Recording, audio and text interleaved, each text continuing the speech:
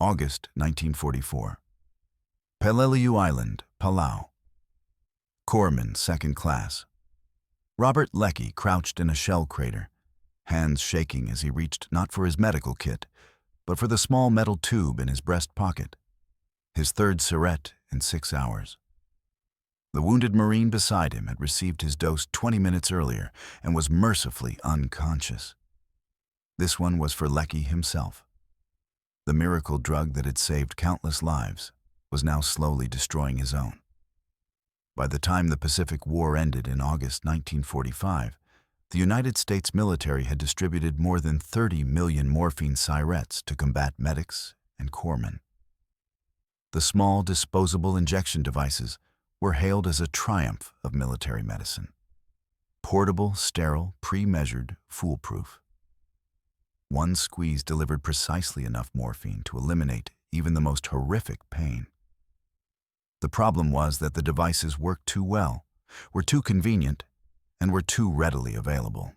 Conservative estimates suggest that between 15 and 20% of Navy corpsmen and Army medics who served in sustained Pacific combat became physically dependent on morphine. Many never recovered. The morphine syrette represented a genuine innovation in battlefield medicine. Before its development in the late 1930s, pain management in combat was primitive and haphazard. Medics carried glass vials of morphine solution and reusable syringes, which had to be sterilized between uses. In the chaos of combat, proper sterilization was often impossible. Infections from contaminated needles killed men who might otherwise have survived their wounds. The syrette changed everything. Developed by the Squibb Pharmaceutical Company in 1939, it consisted of a collapsible metal tube containing 0.5 cubic centimeters of morphine sulfate solution, roughly 16 milligrams. A thin needle was sealed under a protective cap at one end. To use it, a medic simply removed the cap, jabbed the needle through clothing into muscle tissue, and squeezed the tube. The morphine entered the bloodstream within seconds. No vials to break, no syringes to sterilize, no measuring required. A wounded man could even self-administer if conscious enough to manage it. The military ordered millions immediately. By Pearl Harbor, every medic and corpsman deploying to combat carried at least a dozen syrettes, often more. The instructions were simple. Severe pain required morphine. Don't hesitate. Don't wait. Speed mattered more than precision. A man in shock from blood loss needed immediate pain relief, and a syrette could deliver it in 5 seconds. The Pacific Theater presented unique medical challenges that made morphine particularly essential. Jungle warfare meant wounds were almost always complicated by infection. The heat and humidity accelerated tissue damage. Evacuation could take hours or days, unlike in Europe where field hospitals were sometimes only miles behind the front lines. Pacific Islands offered no such convenience. A man wounded on Guadalcanal or Tarawa might spend 12 hours on a beach before reaching a surgical unit. Without morphine, many would die from shock long before infection could be treated. The Japanese weaponry added to the horror. Knee mortars lobbed high-explosive shells at close range, producing terrible fragmentation wounds. Banzai charges meant close-quarters combat with bayonets and swords. Machine gun positions were often positioned to inflict maximum suffering. Targeting limbs rather than center mass to create screaming casualties who would demoralize other troops and consume medical resources. A man gut-shot or with a shattered femur could survive for hours in absolute agony without morphine. With it, he at least had a chance at sedated unconsciousness. Corpsmen and medics quickly learned that aggressive pain management saved lives. A man in pain went into shock faster. Shock meant dropping blood pressure, reduced circulation, organ failure. Morphine interrupted that cascade. It didn't heal wounds, but it bought time. In the Pacific, Time was the difference between evacuation and death. The problem emerged gradually.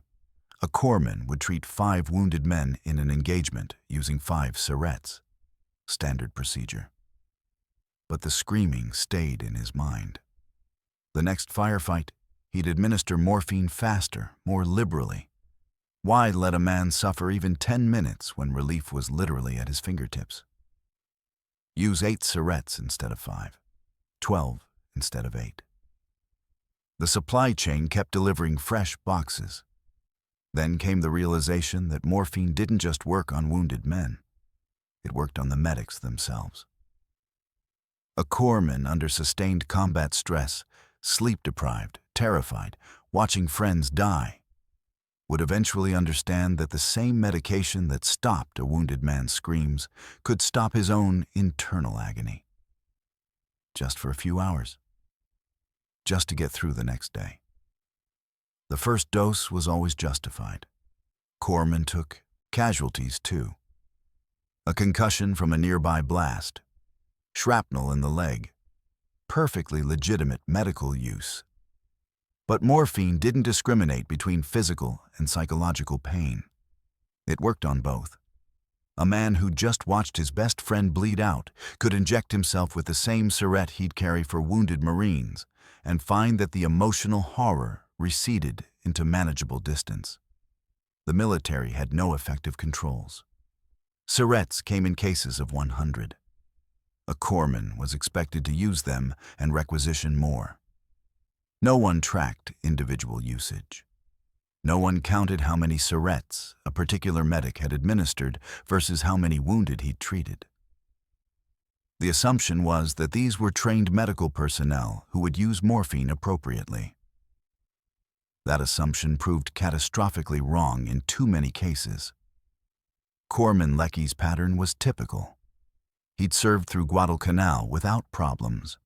Henderson Field, the Tenarue River, the nightmarish Japanese counterattacks. He'd done his job, used morphine as intended, stayed professional. But Gloucester broke something. 2 straight months of jungle warfare in incessant rain. Trench foot, dysentery, Japanese infiltrators every night. By the time his unit pulled back, Lecky was using morphine twice daily, telling himself it was for the persistent pain in his legs. It wasn't. He was dosing himself to stay functional, and he knew it. The physical dependence developed insidiously. Morphine created tolerance rapidly. A dose that produced euphoric relief in week 1 barely touched the edge of withdrawal symptoms in week 8. Users needed increasing amounts to achieve the same effect. And discontinuation produced withdrawal that was itself a medical emergency. Violent nausea, muscle cramps, hallucinations, sometimes seizures. If you're finding this examination of the unintended consequences of military medical innovation compelling, subscribing helps ensure you don't miss future investigations into how wartime decisions shaped lives in unexpected ways. The withdrawal problem was particularly acute because corpsmen couldn't simply stop using morphine in combat. A medic experiencing withdrawal was ineffective, potentially dangerous. Hands trembled. Focus shattered. The very person responsible for saving lives became a liability. Some commanders recognized the problem and quietly rotated affected corpsmen to rear areas, but many didn't. The stigma of drug addiction, even addiction resulting from battlefield trauma and pharmaceutical availability, meant most affected personnel hid their dependence as long as possible. The Japanese understood opium addiction. Their military had dealt with it extensively in China, where opium use was widespread. But the Japanese approach to pain management was fundamentally different. Japanese medics carried morphine too, but in much smaller quantities and under stricter control. Their military culture emphasized enduring pain without complaint. Wounded Japanese soldiers were expected to suffer silently or die quietly. It was considered honorable. The result was that Japanese forces had virtually no problem with medic addiction to morphine, though they had plenty of other medical disasters resulting from inadequate supplies and horrific battlefield conditions. American military medicine took the opposite philosophical approach. Pain was the enemy, to be defeated as aggressively as possible. This humanitarian impulse saved thousands of lives and reduced suffering immeasurably. But it also created the conditions for widespread addiction among the very people administering the medication. The medical establishment noticed the problem by mid-1944, but lacked effective solutions. Some commanders instituted stricter accounting of morphine usage. Some required corpsmen to attach the empty syrette to a wounded man's collar, so that subsequent medical personnel would know morphine had been administered. This was ostensibly to prevent accidental overdoses.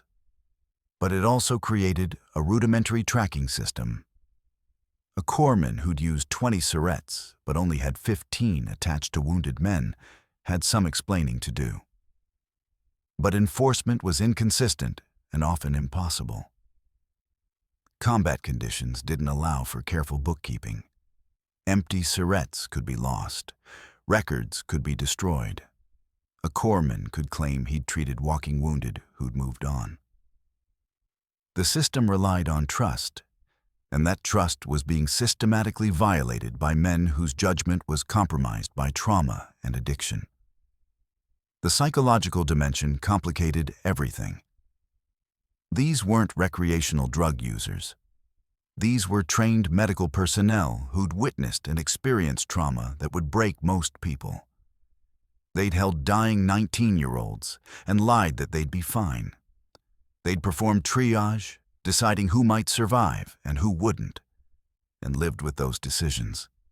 They'd worked under fire, treating wounded while bullets cracked overhead. The morphine wasn't about getting high. It was about getting through. The medical term was self-medication for combat stress, though that clinical language missed the desperation. A corpsman who hadn't slept more than 3 hours straight in a month, who jumped at every sound, who couldn't stop seeing the face of the Marine he'd failed to save, wasn't making a recreational choice. He was trying to survive psychologically in conditions that precluded normal coping mechanisms. The long-term consequences emerged slowly. Men who'd become dependent in the Pacific often continued using after returning home. Some transitioned to heroin, which was readily available in post-war America and cheaper than pharmaceutical morphine. Others found doctors willing to prescribe morphine for chronic pain, real or invented.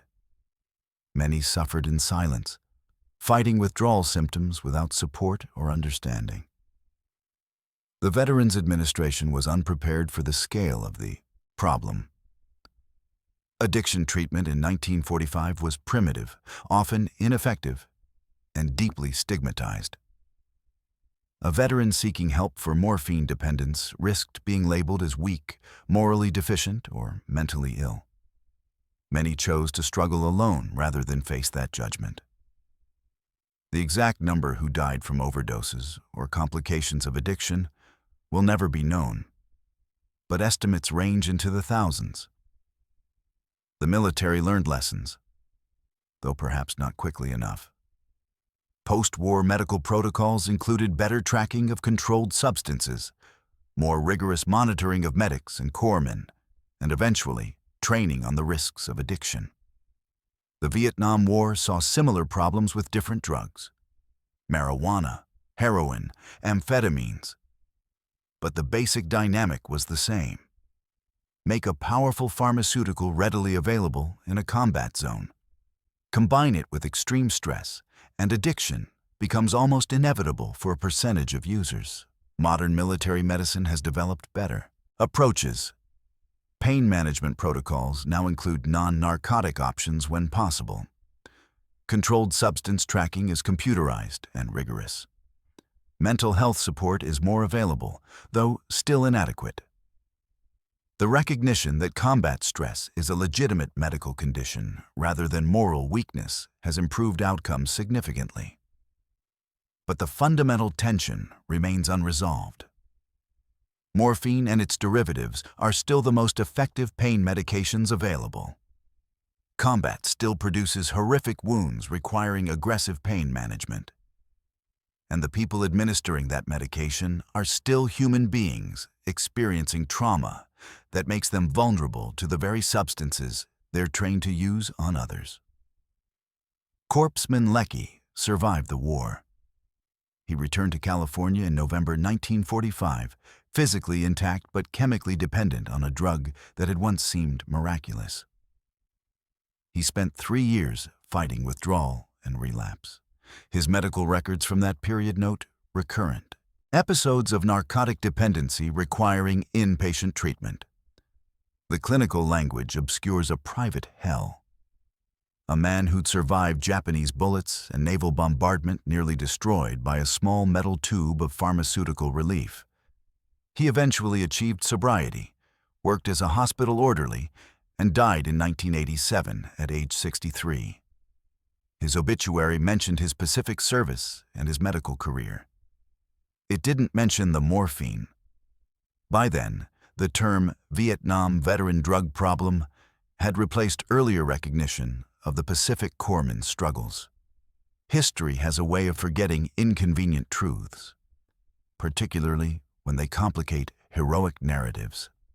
The morphine syrette remained in use through Korea and Vietnam, before being gradually replaced by auto-injectors and later, more sophisticated delivery systems. But the millions of small metal tubes distributed in the Pacific left a legacy beyond their immediate medical utility. They represented a turning point in military medicine's understanding that powerful tools carried powerful risks, and that the same innovation that saved lives could destroy them through unintended consequences. August 1944. Peleliu Island. Corpsman, 2nd Class, Robert Lecky crouched in a shell crater with his 3rd syrette in 6 hours. The wounded Marine beside him would survive his injuries and return home. Lecky would survive too, in the narrow sense that his heart kept beating. But the man who squeezed that metal tube for his own relief was injecting more than morphine into his bloodstream. He was injecting a dependence that would haunt him for decades, a consequence of a miracle drug that worked precisely as designed. The syrettes kept coming. The pain kept requiring treatment.